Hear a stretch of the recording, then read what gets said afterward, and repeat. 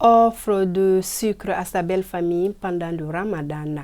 Échange de salutations à l'occasion des fêtes religieuses sont entre autres valeurs sociétales qui ont toujours caractérisé le Mali.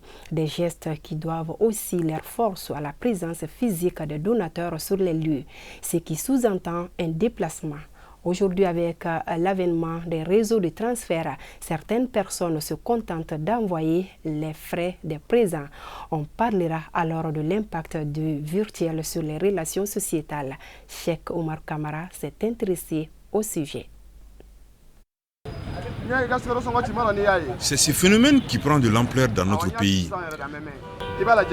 Traditionnellement au Mali, on amène du sucre chez les parents et beaux-parents pendant le mois béni de Ramadan. Le paiement mobile commence à remplacer cette pratique. Certains citoyens sont compréhensifs face à ces changements, mais d'autres sont réticents à cause de son impact sur notre sociabilité.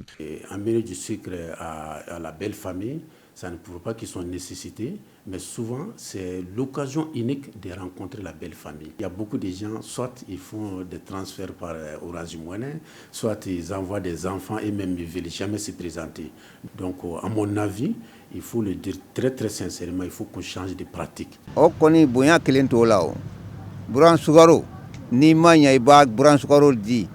Ce n'est pas normal et c'est un manque de respect en un mot. Car ce n'est pas le montant du sucre ou la valeur de ce que vous apportez qui compte, mais c'est la présence physique de la personne chez ses parents ou beaux-parents qui constitue le geste symbolique. Le transfert mobile est vraiment dérisoire.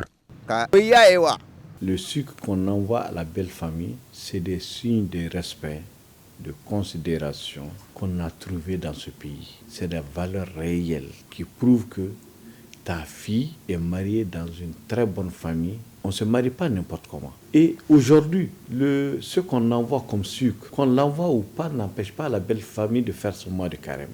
Mais pourquoi on le fait? C'est pour les respecter. C'est pour encore arroser les liens qui existent entre les deux familles dans le respect mutuel. Un changement qui ne passe pas pour beaucoup de citoyens. Mais d'autres comprennent cette mutation à cause de l'évolution de la société, même si cela n'est pas leur souhait. Tout changement amène des changements de comportement, parfois désirés, parfois non désirés.